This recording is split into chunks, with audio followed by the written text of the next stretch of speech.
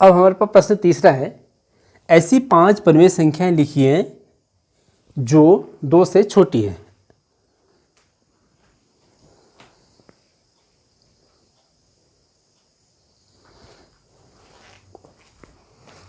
ठीक है, ऐसी 5 परिमेय संख्या लिखने जो 2 से छोटी हैं।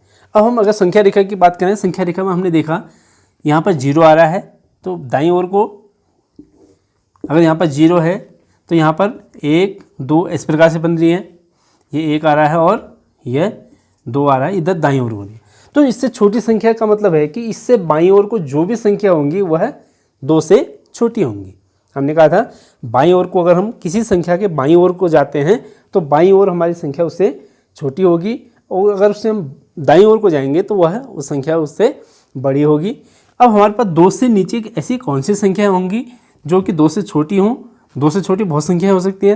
अगर हम इसका आधा कर दें तो 1/2 हो जाएगी, सॉरी 1.5 हो जाएगी। ये 1 और 1 2 के बीच में 1.5 का मतलब 3/2 आता है। 1 हो गया, 0 और 1 के बीच में हम आ जाएगा तो 1/2। यहीं पर भी हमारे पास 4-5 संख्या बन जाएंगी, 3/2, 1, 1/2, 0, फिर ऐसे ही -1/2 और -1।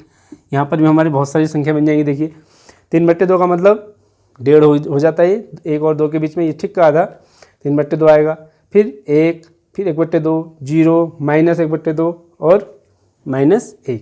ये सारी संख्या 2 से छोटी होंगी। अगर आप चाहें तो 1 और 2 के बीच में भी जितनी संख्या चाहिए उतनी संख्या हम 1 और 2 के बीच में बना सकते हैं। अगर हम इसके 100 भाग कर दें, 1 और 2 के बीच में हम 100 भाग कर दें, तो पहला भाग हमारे पास 1/100, 2/100, 3/100 ऐसे ही बन जाएंगी नहीं हमारे पास संख्या। तो हम चाहें तो हम किसी भी 2 संख्या के बीच में जितनी संख्या हमें चाहिए उतनी संख्या हम बना सकते हैं। अब हमारे पास प्रश्न है 2 से छोटी 5 संख्या, कोई भी 5 परिमेय संख्या बतानी है। तो हमारे पास आंसर कई हो सकते हैं इसके। आप चाहें तो जो मैंने बता रखा है ये इन वाली संख्या को लिख दीजिए, तो इसका हल हो जाएगा 2 से छोटी 3/2।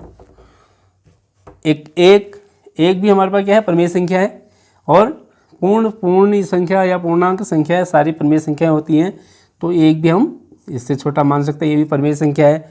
और फिर 1/2, फिर 0 भी एक परिमेय संख्या है। ऐसे ही -1/2, कितनी हो गई हमारे पास, 1 2 3 4 5 बन गई हैं। आप चाहें तो जितनी चाहिए उतनी हम लिख सकते हैं। ठीक है, अब इसके बाद इंपॉर्टेंट सवाल है हमारे पास, जो दूसरा अगला सवाल है। ऐसी जो अभी हमने कहा था कि हम किसी भी 2 संख्याओं के बीच में अनंत संख्याएं ज्ञात कर सकते हैं, बहुत सारी संख्याएं ज्ञात कर सकते हैं। तो यहीं पर उसी से रिलेटेड प्रश्न आ गया है, -2/5 और 1/2 के मध्य 10 परिमेय संख्याएं बतानी है। बहुत इंपॉर्टेंट सवाल है, ऐसे सवाल एग्जाम में अक्सर पूछे जाते हैं। तो हम इसको ध्यान से देखते हैं, देखिए कैसे निकालते हैं। हमारे पास संख्या है संख्या हमारे पास है -2/5 और दूसरी संख्या है 1/2। सबसे पहला काम हम क्या करेंगे, इन दोनों का अगर हम हर देखें, हर अगर हम समान कर लेते हैं तो फिर हमें दिक्कत नहीं आती। जैसे अगर हमारे पास हर 11 था तो 1/11, 2/11, 3/11, हम चाहें तो उसके बीच में कितनी भी संख्या हम बता सकते थे। 1 और 0 और 1 के बीच में अगर हम 100 भाग कर दें तो 1/100, 2/100, 3/100 हमने बताया था अभी। तो ऐसे ही हम क्या करते हैं, अगर हमारे पास ये हर समान हो जाए तो हमारा काम आसान हो जाता है। अब हम हर समान करने के लिए देखिए, यहाँ कितना है 5, यहाँ कितना है 2। 2 और 5 को अगर हम देखें तो हर समान कैसे हो सकता है, 2 और 5 का लॉस होता है 10, यानी कि हमको इसको भी 10 बनाना है और इसको भी 10 बनाना है। तो इसको हम ऐसे भी लिख सकते हैं, इसको 10 बनाने के लिए हम 2 से मल्टीप्लाई करेंगे, यानी कि -2 गुणा 2/5 गुणा 2, अर्थात ये बन जाएगा 2 दूनी 4/10। 1/2 को 10 बनाने के लिए 5 से गुणा करेंगे, 5 से ऊपर नीचे मल्टीप्लाई करेंगे, तो ये संख्या हमारी बन जाएगी -4/10 व 5/10। अब -4/10 और 5/10 के बीच में हमने कितनी संख्या बतानी है, 10 संख्याएं बतानी है। अगर हम इसके बीच में आए तो -3/10, -2/10, -1/10, फिर 0 वाली आएगी, 1 वाली आएगी, 1/10, फिर 2/10 धनात्मक संख्याएं। तो अगर हमारे पास यहीं पर बन जाती है तो ठीक है, अगर हमारे पास यहाँ पर कम संख्याएं होती हैं तो इस भिन्न को हम क्या करेंगे, उसका दुगुना कर देंगे या 3 गुना कर देंगे। तो हमारे पास बहुत सारी संख्या, जितनी हमें चाहिए उतनी संख्या हमें मिल जाएंगी। देखिए अगर हम इसको दुगुना कर देते हैं, 4/10 और 5/10 को 2 से ऊपर नीचे और गुणा कर देते हैं, तो यह संख्या बन जाती है -4/10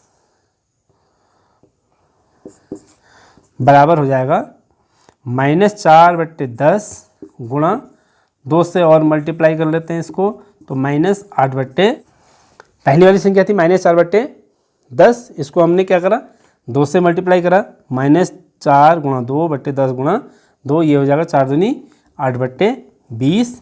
और अगली संख्या है 5/10, इसको भी 2 से गुणा करते हैं तो ये बन जाएगी 10/20। अब हम बता सकते हैं, देखो इसके बीच में बहुत सारी संख्या जितनी हमें चाहिए, -8 और इसके बीच में हमको कितनी संख्या चाहिए, 10 संख्या चाहिए। -8/20 व 10/20 के बीच संख्या, इसके बीच हमें कितनी संख्या चाहिए।